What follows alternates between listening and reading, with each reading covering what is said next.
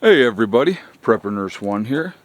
Today is the 24th of January 2023.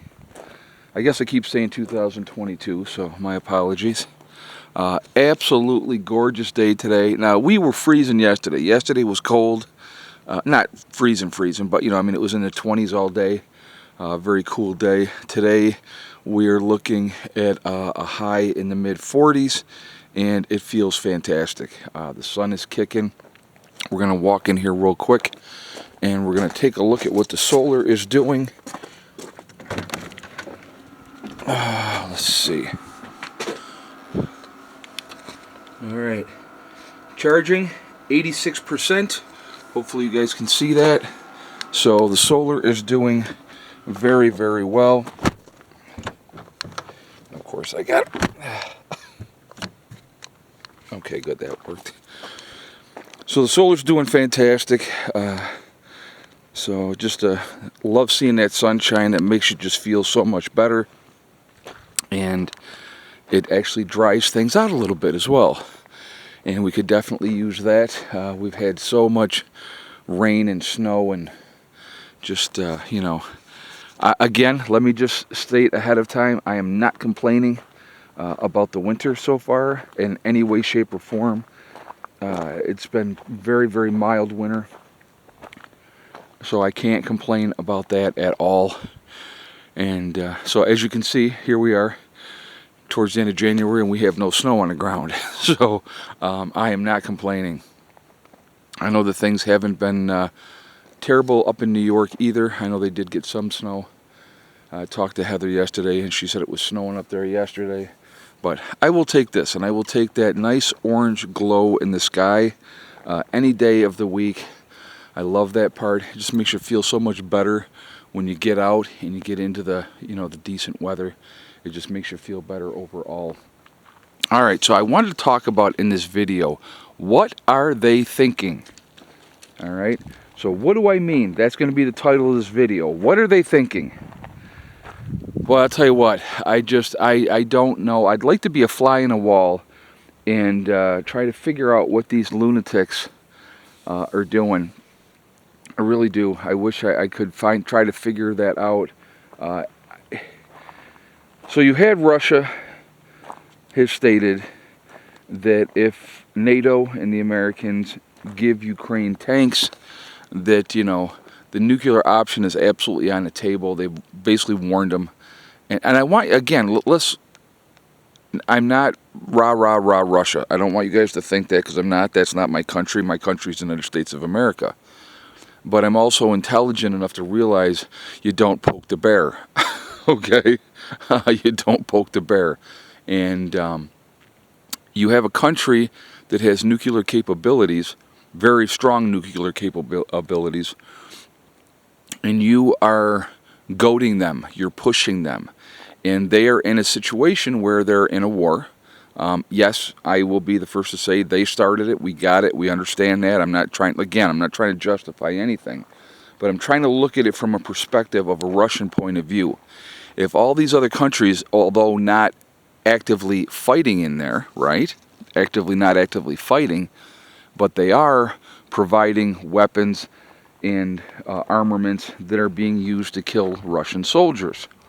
So Russia's like, hey, enough is enough. Recently, Poland has just asked Germany for the okay to send some of their German-made tanks to Ukraine. I just read an article, Germany has just approved sending German tanks to Ukraine. The United States is in the process of finalizing sending Abrams tanks to the Ukraine. And I think, again, when these tools are used to kill Russian soldiers, you're going to have some very pissed off individuals, and there's going to be blowback from that. I just don't understand why we're getting so wrapped up in this situation. I really don't. I don't get it. I don't understand it, I guess. We have our own problems here in the United States that we need to be addressing, that we need to be taking care of. We do not need to be getting into conflicts with other countries at this time. We really don't. Now, granted, we probably have the strongest military in the world. We spend more on the military than any other country, a lot of other countries combined, and you know, I get that. But unless you have things completely squared away at home, you look at what has happened in the United States, right? You had the mandatory things that soldiers had to get to stay in the service. A lot of them said no, and a lot of them were discharged from the service. So now you have servicemen and women that wanted to be in the military that were kicked out of the military because they would not do as they were told because of something that they didn't agree with, right? But they are not getting their requirements, they're not meeting their goals for new recruits. Part of the problem of that is we, the United States of America, are the fattest country in the world. All right, we have a lot of young people. I see it every day if I go out, and it actually, I'll tell you what, it saddens me, and I'm going to explain to you why it bothers me so. I mean, I graduated from high school at 142 pounds. I am currently about 225, okay, so I am definitely overweight. Now, 242, I was too skinny. Filled out, probably about 180 would be a good weight for me. So I'm probably about 45 pounds overweight. So I'm not like, you know, criticizing any other people and saying, you know, they're this and they're horrible and here I am, you know, overweight myself. So please don't think that I'm judging in that way. But when I see 8, 9, 10-year-old kids, 5, 6-year-old kids, grossly overweight, what I see is a lifetime of failure for these kids. And you want to call it fat shaming, that's fine. I don't have a problem with that. I could care less. I'm a realistic person. I'm an honest person.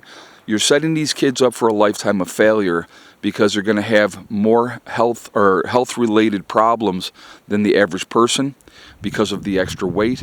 And here's a little secret for everybody. As we get older, we don't start losing weight, we gain more. That's how it works. And so, unless you're very active and you're doing something about it.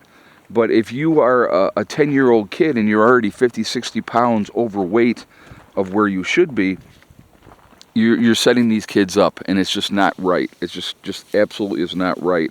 And this whole acceptance of, oh, well, I feel great and I feel wonderful. No, you don't. No, you don't. Because I will tell you this right now from a personal experience. You know, I'm a bit overweight, as I have said, being honest, not going to lie and say that, oh, I feel wonderful. There's days I do not feel wonderful. And I definitely can feel the difference when I take weight off and when I have the extra weight on. And I would not consider myself morbidly obese by any stretch of the imagination. I'm definitely overweight. But I can feel the difference. So when you're looking at these plus-size models that are walking around 200 pounds heavier than they should be and are trying to tell you that you need to accept them and that they feel fantastic, they're lying. And that's strictly my opinion, of course. But health-wise, it is not a healthy way to be. And here's another thing I will say this to you guys is, again, and if you can prove me wrong, I'd be more than happy to see it. How many 600-pound 60-year-olds do you know? How many? You don't know any, and I will tell you why you don't know any 600-pound 60-year-olds. Because your body is not designed to carry that kind of weight, and they die young. They die young.